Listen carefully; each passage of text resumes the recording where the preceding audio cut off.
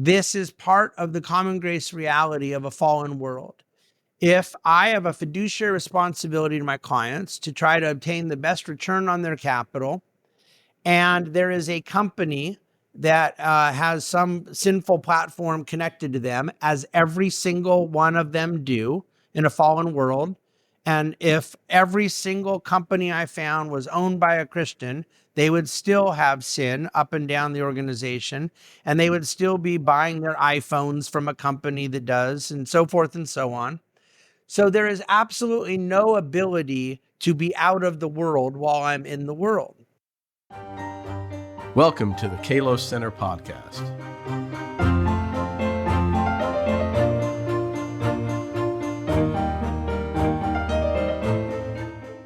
Hello, everybody. Welcome to another episode of the Kalos Center podcast. Our guest today is David Bahnsen. David is founder and chief investment officer with the Bahnsen Group, a highly successful wealth management firm that oversees more than $6 billion in client assets. He's been described as one of the nation's top financial advisors by financial publications from Barron's to Forbes to the Financial Times. You may have seen David on TV, as he's a frequent guest on CNBC and Fox News. He hosts the podcast National Review's Capital Record, which is all about free market enterprise. David has authored a number of books, including Crisis of Responsibility, published in 2018, The Case for Dividend Growth in 2019, There's No Free Lunch in 2021, and his most recent book is entitled Full Time: Work and the Meaning of Life. David's non-professional passions include Chinese food and USC football. That's a topic that we will avoid discussing here, as I am just as ardently a fan of Michigan football. David's greatest passion, however, is his family, his wife Jolene, and their 3 children. So, David Bahnsen, welcome to the Kalos Center podcast. Well, thank you so much for having me. So, I have a lot of things I want to discuss with you, but first, as I do with all of our guests, I want to start at the beginning, at least as far as your Christian faith is concerned. So, when and how did you convert to Christianity?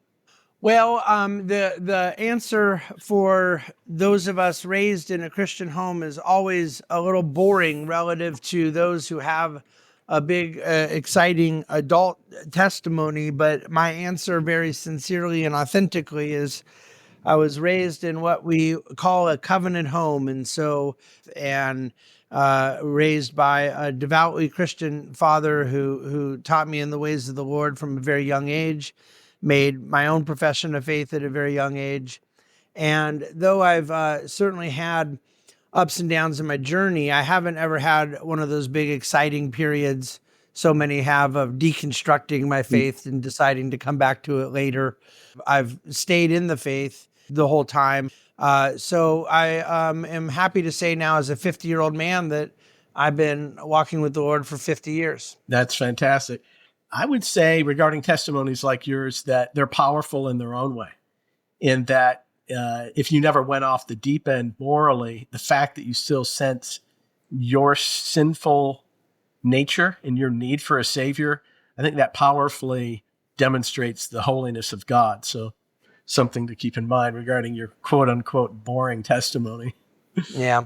I've appreciated your father's work over the years, and would bump into him at different theological conferences like the Evangelical Theological Society. Maybe this would be a good next question for you. How has your father's work impacted you personally and professionally? Well, it's a question that when my aforementioned book that came out early at the beginning of 2024, Full-Time: Work and the Meaning of Life, which is dedicated to my late father. But when that book came out, more and more people have asked me what the connections are to my sort of theological upbringing and the fact that I am in a professional line of work that involves finance and entrepreneurialism and economics, where my father's line of work was theology and philosophy and pastoral ministry. And it gave me a chance to say something a lot over the last year that I'll repeat now, which is that in a lot of ways, I believe that there is a direct, not indirect connection between what I do for a living and what my father did. Now, epistemology, philosophy, theology, and his particular distinctive orientation around a Christian worldview, he was engaged in defending the idea, and I'm engaged in applying the idea, but I believe that they're one and the same. And so while there is a very different association with these respective fields, I do believe that my dad's work in the Lordship of Christ and in the philosophical implications of the belief we have about the kingdom of God, I believe it's very connected to what I think about finance, about stewardship, and the vocational callings that people have. So the professional reality is, my dad did not want me to be a pastor. He did not want me to be a theologian, but I do want to be a worldview minded financier. And I've worked very hard for 30 years to do so. The personal side of it is the easier part, because I already wrote a chapter in my book about it. So I'm an open book on this. I work very, very hard, and I wish more Christians did, but my dad was the hardest working person I ever saw in my life. And so it was not merely that he taught me, although he did that too, but he didn't merely teach me the importance of hard work for a kingdom minded Christian, but he modeled it. He lived it out, and he had great joy in doing so. And it was a profound inheritance that he left me. I would certainly regard you as a worldview-minded financier. That's clear from your published works, as well as the stuff you've done on your podcast and various interviews. I don't know. I'm sure I have never encountered a wealth management person or anyone in the business world that is conversant in the realm of ideas, political philosophy and economic theory. How would you summarize the guiding principles of your investment firm? And in what ways does your Christian theological framework influence those basic values? Well, the second part we'll start with, because I don't believe that it influences them. I think it is the foundation of them. And so, it's probably a little bit of semantics, but the reason why I make that distinction is that there are a lot of Christians that might say that they almost give you the impression they want to sprinkle some of their Christian thinking in the way that they go about managing money. And then it always ends up being something somewhat pietistic, which is not bad, but it may not necessarily scratch all the itches. Saying, I really work hard to be a good money manager, and because I'm a Christian, I want to do it with integrity, so I'm going to sprinkle in some honesty, or sprinkle in some, civility or charity in my, I believe that at a foundational level, the way in which we think about capital, the way in which we think about capital as a tool for enterprise, a tool for the every good endeavor of what people are doing in producing goods and services, the way in which an investor is seeking to get a return on capital to have some of their own needs met, and the way in which that is a byproduct of how their capital can help meet the needs of others through debt or equity capital markets. These things all require an understanding of how the world works. And to have an understanding of how markets work and have an understanding of how markets in the world work, you have to have a theological point of view about what the world is, where the world came from. I believe markets are nothing more and nothing less than humans acting. And I can't understand markets if I can't understand humans. And I can't understand humans without a belief about the human person or a belief about human nature. And so these things are deeply theological. And so the way in which I approach my understanding of investing and financial markets and a basic economic worldview requires all of this other understanding. Now, that's probably not what people mean when they ask that question, but it's what it means to me.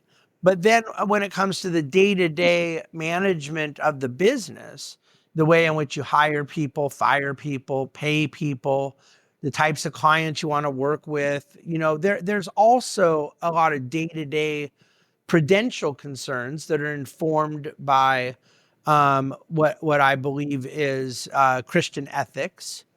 But that foundational issue of how we think about markets and how we think about our wealth and how we think about God's kingdom, all of those things are to me rooted to a belief system. Okay, very good. Our next guest actually will be Eric Johnson, who's the founder of the Christian Psychology Institute, and he is a champion for what he calls Christian psychology, rather than doing kind of mainstream theorizing about issues in psychology and counseling, and that, as you say, sprinkling some biblical ideas or virtue concepts on top of that. He advocates doing all aspects of psychology Christianly, right? So it's a fully integrated from the start Christian approach to psychology. Sounds like that's pretty much what you're doing as a person in wealth management. You aim to be Christian through and through in a fully integrated way. Yeah, I think that that's right, and I think when you mentioned the Reformed tradition, that there is often an association in the theological background I have and the doctrines of grace that are embedded in the Reformed tradition. I really do think it is rooted in a belief about the sovereignty of God and what the relevance of the sovereignty of God is in the world. And there is a world and life view of Christianity that I hold dear, that my father taught me. And I think that is the core distinctive of the Kuyperian tradition that I hold dear to, the Calvinian tradition. And that is a wonderful way to say it, that psychology, finance, I would add, technology, agriculture, politics are part of the kingdom of God and ought to be connected to a belief system that is coherent. And that is too often lacking. We do a sacred secular distinction on these disciplines, and it is compartmentalized and truncated our faith to our own demise. Your first book deals with what you call a crisis of responsibility. And the subtitle of that book is Our Cultural Addiction to Blame and How You Can Cure It. Can you summarize your thesis in that work? And also, I'm interested to know, how has your thinking changed about that subject, if at all, in the 7 years since publishing that book? Well, the thinking has definitely not changed. I think I probably have just gotten a lot more passionate and intense about it. And the society around me has given me much more opportunity to feel committed to the theme of the book. The sort of follow up to that book and an extension with greater application is the subject of my next book, which won't come out until spring of 2026. The thinking and the priority of the subject has not only not gone away, it's front and center again in my writing priorities. The thesis of the book in 2017 that came out in early 2018 was exactly what the title would suggest, that we're living in a crisis of responsibility, that there is embedded in our culture a desire to blame others for that which plagues us, and that it needs to stop. And the inspiration for the book was initially my study of the great financial crisis of 2008, and my belief that that moment was essentially one in which our response to it as a society told us almost everything about what was happening in our society. That a significant part of the population immediately migrated to blame Wall Street or blame capitalism or blame the private sector or some element of nefarious actors that were greedy that caused the world to fall to its knees. And the right immediately migrated to a narrative that the government had caused it. And it was bad government policy or too much government policy or bad Federal Reserve monetary policy. And I believed very strongly that there were kernels of truth in all of this, that there was significant poor decision making on the governmental side and poor decision making on the Wall Street side. And yet, that what was sorely lacking in either of those narratives was the heart of the matter, which was the person in the mirror. Main Street was held out by both right and left wing narratives as a victim of the crisis, and was never held out as the perpetrator of the crisis. And I'm perfectly comfortable including as co-accomplices Wall Street and K Street, but it was utterly incoherent to me to vindicate Main Street. And out of that work and being prepared to make that case in a more holistic narrative of the financial crisis, I broadened the book to go into other subjects that I thought were also adjacent around this subject. It's the fundamental belief I have today that I'm less concerned about it these days on the left. I think identity politics, I think blame casting, critical theory, the underlying Marxian philosophy of dividing up the world between an oppressed and an oppressor is embedded in leftism. That is not new. It is not any less dangerous, but it does not represent a new danger. That so many on the right have joined the fray and become convinced that some big bad institution is responsible for all that plagues them in life is to me very dangerous and reflects a crisis of responsibility that I want to antidote. Yeah, there's certainly one major important fundamental distinction, I think, that you see between conservatives and say those on the right when it comes to these issues and those on the left. It's a different view of human nature. And it was certainly a difference between conservative approach to these issues and that of Marx, where you have on the one hand a view that the problems that we see in society are a result of human sin, human fallenness, as opposed to a kind of view that the problem with human beings is a result of institutions or social dynamics, and that there isn't really a problem with the human heart. I think that's a fundamental distinction we see manifested between those on the left and the right. I really do truly wish that I believed that were true, that everyone on the right is coming at this from the vantage point of a constrained vision of human nature. I don't believe that is the case anymore. I think that many on the right believe that they are essentially they have become the oppressed, and that the oppressor is the government or higher education or Hollywood or some form of elites and whatnot. And that I think you're right that it absolutely has to be connected to an anthropology and a belief system about human nature. But I think that increasingly in the sort of modern moment in which we find ourselves, many on the right are more comfortable adopting what is actually the worldview of the left about victimhood. Interesting. In your 2021 book, There's No Free Lunch, you cite a legion of ideas and arguments in favor of free market economics. What are some of the most important among those, to your mind? In terms of the tenets of free market economics? Yeah. Well, I believe that much like I answered earlier about my own worldview towards financial profession, economics has to start with a view of the human person. My view of the human person has to start with a view of creation.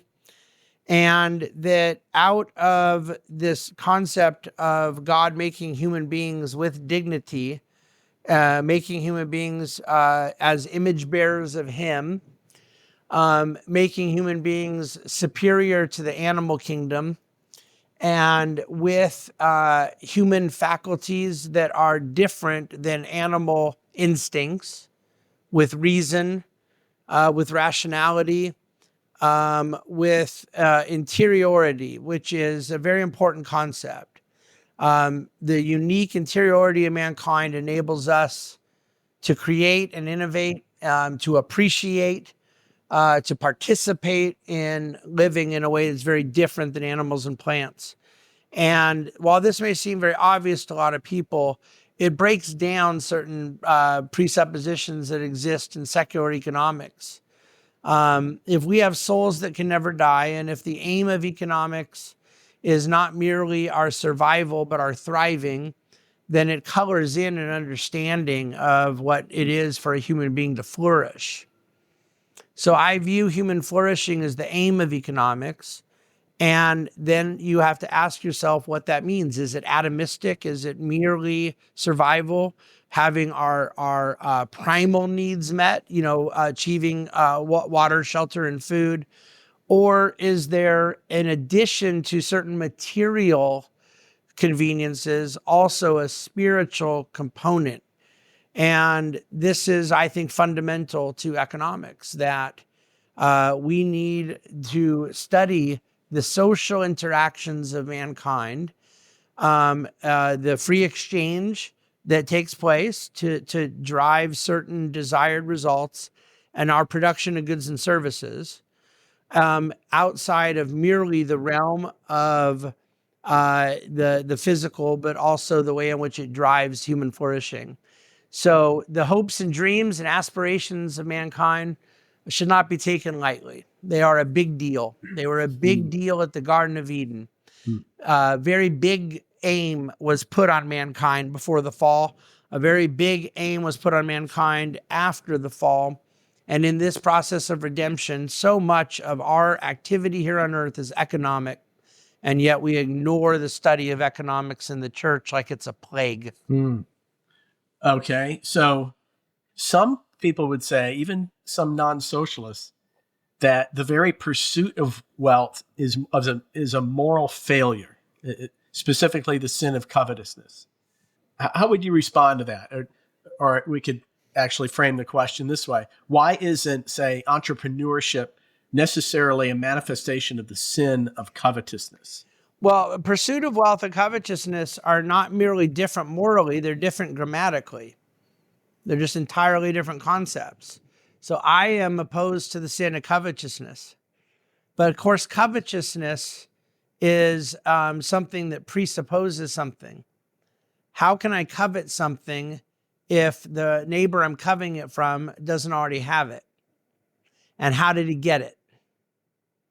So economics is dealing with how we get things, how things are produced, how things are acquired, how things are traded, how resources are allocated. Economics is dealing with the reality of scarcity. Covetousness is the sinful wanting of something because someone else has it. So socialists are welcome to invite a conversation about how goods and services should be produced and how they should be distributed. But I do not recommend they invite a conversation about covetousness. It is inherent to socialism.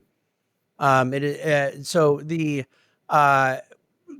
discussion about the sinful desire to obtain wealth or the non-sinful desire to obtain wealth, whatever one's point of view on that subject may be, that's an entirely different subject than covetousness, which is not desiring to produce wealth, but to take the wealth of others that they produced. I think you're right on about that. Those are some helpful distinctions. Princeton ethicist Peter Singer, you're probably familiar with him.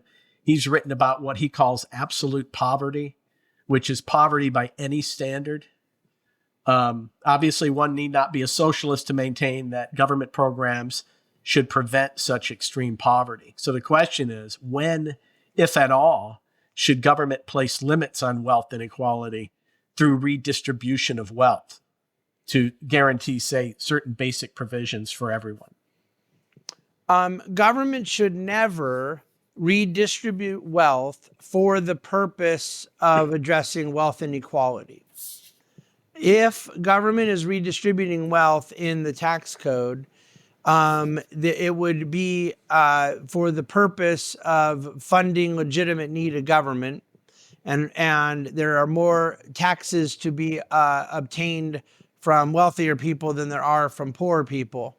And so if that is called redistribution, then redistribution in that sense is happenstance to the wealth inequality, is not being done for the purpose of addressing wealth inequality. The government addressing wealth inequality through confiscation is called theft. It's a violation of the eighth commandment. So I acknowledge the legitimacy of the need to fund government. And I acknowledge that wealthier people are going to fund more of government than poorer people. So that is a form of redistribution. And our society will have some form of a social safety net. And some of it I may agree with, some may not. But there is transfer payments involved in a social safety net. And that's a form of redistribution. But that's still very different than saying we're going to do redistribution for the purpose of addressing wealth inequality. How the government can set the standards of what wealth inequality is, and then the standards by which they will adjudicate this confiscation is totally beyond me. And of course, completely unbecoming a society of equal protection under the law that holds to our commitments to life, liberty, and pursuit of happiness. So I think my answer is nuanced enough to acknowledge that there are forms of redistribution that are going to happen, but that they are not to be driven by the desire to address wealth inequality. I think that the entire conversation about wealth inequality is predicated on a very, very, very dangerous premise. Yeah, very good. Now, here would be some more theological pushback. The New Testament contains a number of challenging assertions about money, such as the difficulty of rich people entering the kingdom of God that Jesus mentions in Luke 18, and the Apostle Paul's remark that the love of money is a root of all kinds of evil in 1 Timothy 6. How can one protect one's primary allegiance to Christ while pursuing wealth? The same way that they can protect their allegiance to Christ and avoiding idolatry of any other thing that is not wealth, which is to seek first the kingdom of God. The Bible holds in tension the very clear biblical reality that love of money and idolatry of money is a fatal sin. The Bible also tells us that idolizing our spouse is a sin. And the Bible does not tell us to get rid of our spouse. The Bible celebrates wealth accumulation. The Bible celebrates entrepreneurial spirit, hard work. It promises material prosperity as a reward for industry. And its cautions against the love of money are 100% of the time, in every single verse, prohibition against an idolatrous and unhealthy love of the money. Never the hard work itself, never the industry itself. So my view on this is extremely consistent, that a believer who's accumulating a lot of money has ethical responsibilities that go with their relationship with money, how they accumulate it, their generosity of spirit, their character that is associated with ethical decisions they make in their life as a steward of the wealth they obtain. I also believe the same thing about parents, about spouses, about friends, in any capacity of living. There are ethical responsibilities that come therewith. And in all such cases, we have responsibility to live like believers And I believe we need to live like believers as it pertains to our money as well. But as a matter of repudiating Phariseeism, it will never be true that the Bible draws a line as to what the appropriate level of wealth is. And it will always be true that those who are trying to do so are Pharisees. Okay, good. So when it comes to ethical responsibilities in stewardship, one of the challenges for all of us, not just someone who's heading a major investment firm, but we all need to be morally circumspect and careful, critical thinkers with regard to what we invest in, what we purchase, what we support. You would be more aware than most in terms of the different businesses, the different services, companies out there that actually advocate for different kinds of policies that are at odds with a Christian worldview. Say a company that's deeply committed to the LGBTQ agenda or to pro-choice advocacy. So as you make investment decisions on behalf of your clients or with your clients, how do you work through that tangle of difficulties? Is you have so many businesses out there, Fortune 500 companies, whose values may be at odds to some degree or another with Christian values. Well, there's a biblical concept that is fundamental to our understanding of the world as Christians that my late father referred to as the antithesis. And Genesis 3:15 said that there is an enmity between man and those who are committed to the ways of God and those who are not. And so I believe that we are on this side of glory living in a world that there are antithetical forces at play. And as a Kuyperian, I have a very deep appreciation of another concept called common grace, whereby even people on the wrong side of the antithesis who lack a saving knowledge of the Lord can be very, very good heart surgeons or very, very good makers of coffee. And so how we reconcile the world of common grace, which was given to us, I believe, as a very special dispensation of grace to those of us who have a saving knowledge of the Lord. I thank God for the common grace of that has been extended to unbelievers because we richly benefit from the productivity, innovation, medical contributions, what have you, even of unbelieving people. And I also thank God for an understanding of antithesis and his grace in saving me and in allowing me to see light in the context of his light. So I have a worldview that helps me understand the world that I think a lot of unbelievers don't have. And that's what I mean by antithesis. So when I think about believers and unbelievers in the marketplace, and when I think about investments that I want to have on behalf of my clients in public companies, the idea that I will buy a sin-free company is utterly preposterous. All we are dealing with is the degrees of transparency. When a company makes it easy and says, we have LGBT month at our company and blah, blah, blah, it might be, first of all, a marketing ploy and other sinister, cynical nonsense, but it is transparency that is no different than if there was less transparency when you say, oh, this company doesn't do that, but they buy their furniture from a company who does, or they buy their furniture from a company who banks at a company who buys their tablecloths from a company who does.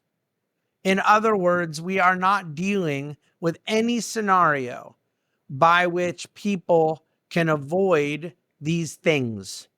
This is part of the common grace reality of a fallen world, that these sinful activities exist, they're unavoidable, and I have a choice as to whether or not I want to try to make a difference. If I have a fiduciary responsibility to my clients to try to obtain the best return on their capital, and there is a company that has some sinful platform connected to them, as every single one of them do in a fallen world. And if every single company I found was owned by a Christian, they would still have sin up and down the organization, and they would still be buying their iPhones from a company that does, and so forth and so on. So there is absolutely no ability to be out of the world while I'm in the world. But what there is an ability to do is take advantage of my legal rights as a shareholder of these well-run, profitable organizations to engage to try to make a difference. And I believe that those who advocate boycott as a strategy of ownership do not fail to appreciate the utter irrelevance of their boycott in equity ownership relative to the asymmetrical opportunity of engagement.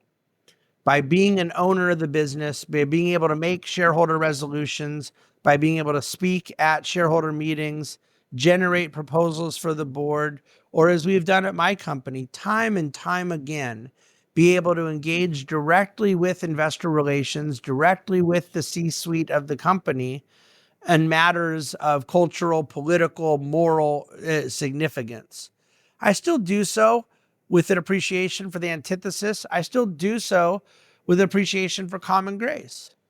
But we can move the needle far better as equity owners of these businesses than we can of boycotters.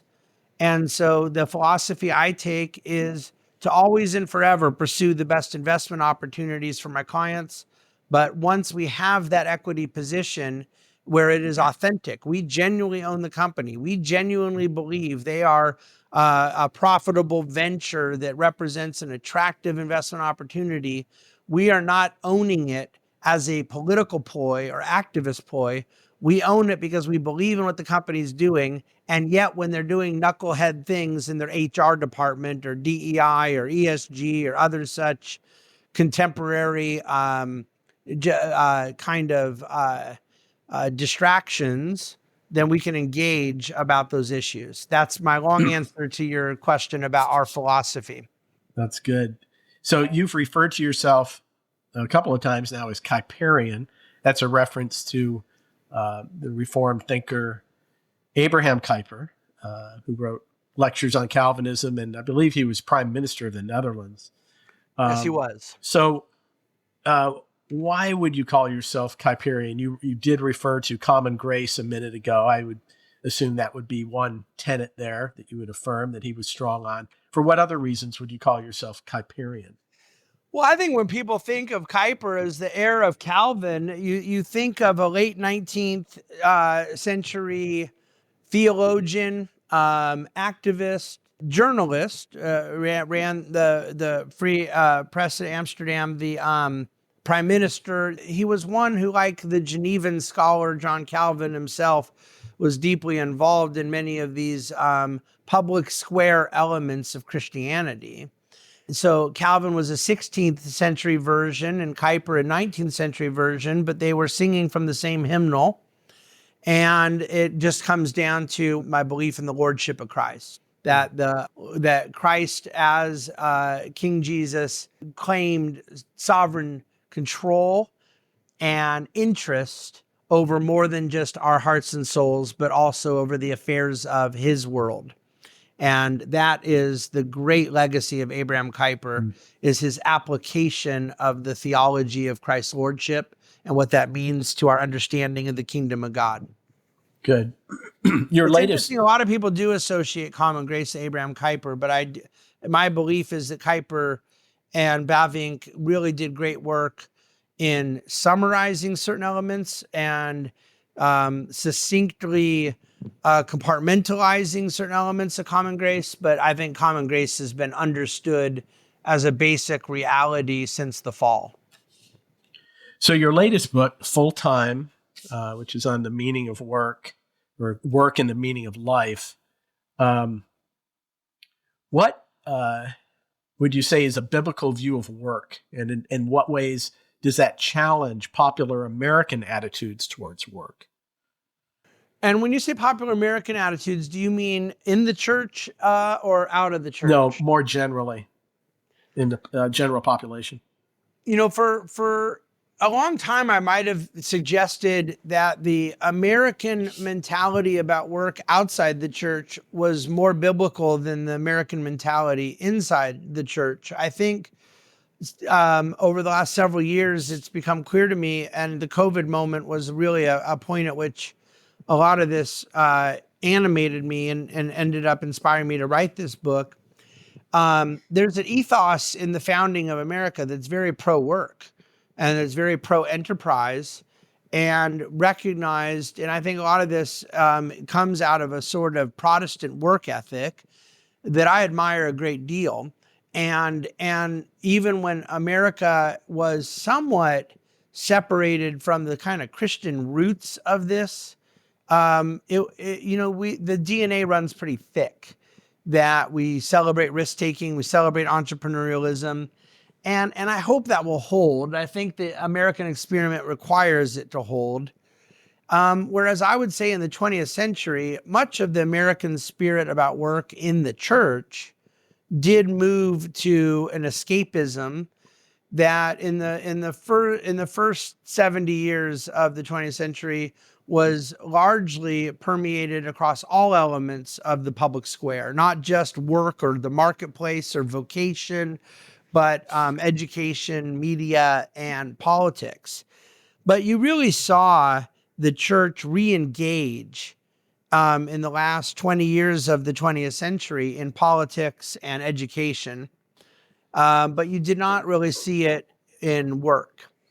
And so I think the last 20, 25 years, as we have come into this new century, has seen an advent of a faith and work movement that is progress, but really still somewhat, I think, afraid or gun shy from going to where I go in the book, which is proclaiming that the work is inherently important to God, that God does not merely care about the paycheck we get from the job and does not merely care about the tithes we get from our paycheck, does not merely care about the obedience embedded in responsibly providing for our families, though I believe he cares about all of those things, but that the actual work of salesmanship, of craftsmanship, of agriculture and technology, of waiting on tables, of the theater, of the arts, of entrepreneurial endeavors, all of these things fundamentally matter to God,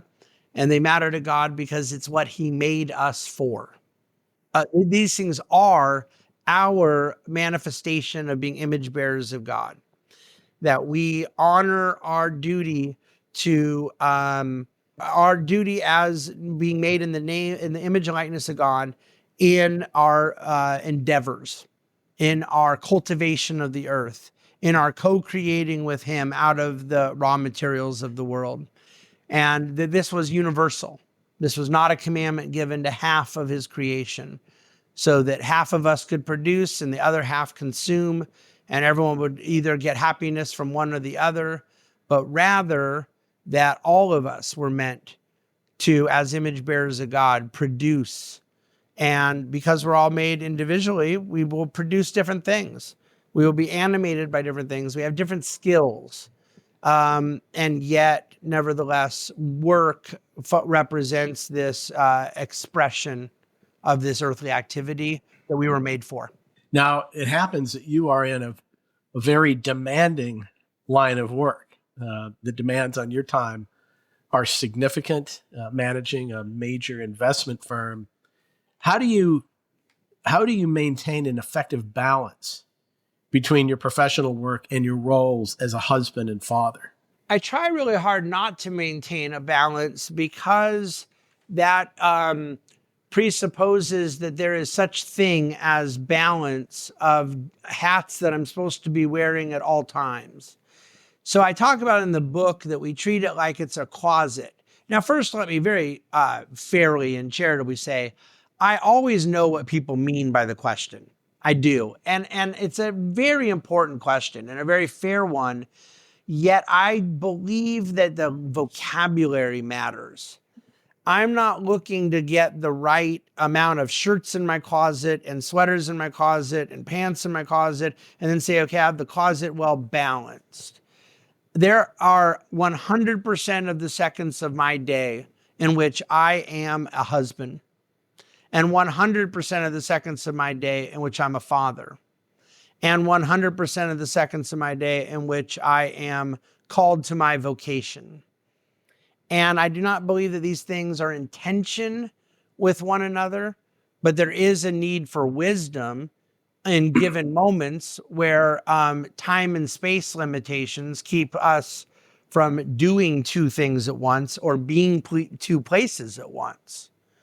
But I think that this notion of balance has sort of been sold to people, that there's a certain amount of hours in your day you do this, certain amount of hours in your day you do that. And I don't know that I really believe that.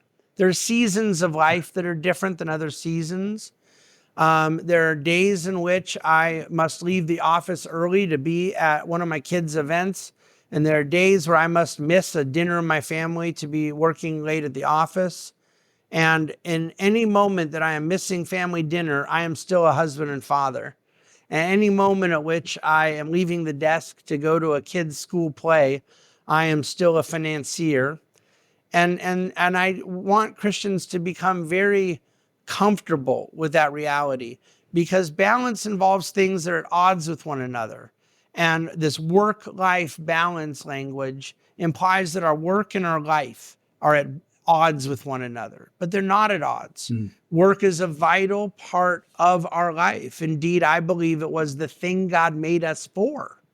And so I'm uncomfortable pitting them against each other, if that makes sense. Yeah, that's good. Well, what you just said is a good segue into this next and final question, which is, what is your view of the meaning of life? And how has your professional work aimed to work out that conviction in practice? Well, I believe with the shorter catechism of the Westminster Confession of Faith that man's chief end is to glorify God and enjoy him forever. And I believe that we glorify God and enjoy him in our work and in our service to his kingdom and in our relationships, and that a holistic understanding of human flourishing recognizes the both physical and immaterial components of the human person, that God himself made Jesus incarnate, fully God, fully man, cares for the physical world that he himself created, and cares for the spiritual world that knows not time and space limitations. The purpose of my life is to glorify God by trusting him and obeying him, and to co-create with him. And that's what I want to wake up every day and do, is obey God and co-create with him. Very good. And amen. So thank you for joining us. I'm sure our listeners have found this to be both informative and inspiring. So I appreciate you being on with us. Well, it's been a pleasure. Thank you for your very thoughtful questions. I really appreciate it. Thank you for listening to the Kalos Center podcast. To get notified when we publish a new episode, please subscribe and let us know what you think by leaving us a review.